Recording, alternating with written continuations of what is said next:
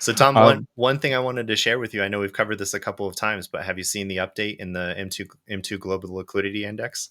no, I haven't looked actually. Okay, can I share my screen? Yeah, absolutely. Check it out. This is kind of cool to see because it sort of taps into our discussions around where we thought support might have showed up on Bitcoin.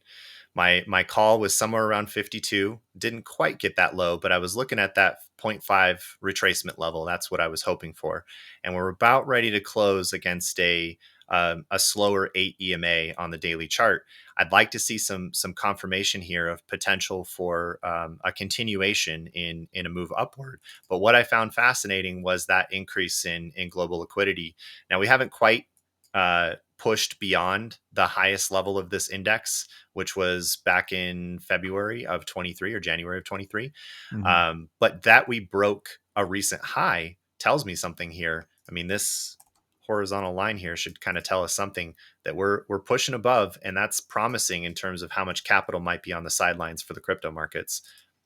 Ooh, baby, you're looking at this is the face of a Tom Hartman who's about to go levered long 50x on Bitcoin after this call. That's what's All happening. right, don't blame me if that trade doesn't play out. This is not investment advice. What I get in enjoyment is well worth it. Oops.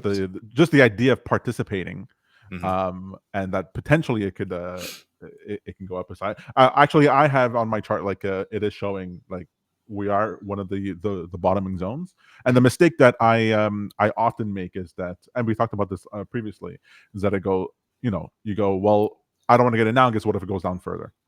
And the idea is that the way that I do my bets now, it's sort of like I take a big swing right now, and if it falls, fine.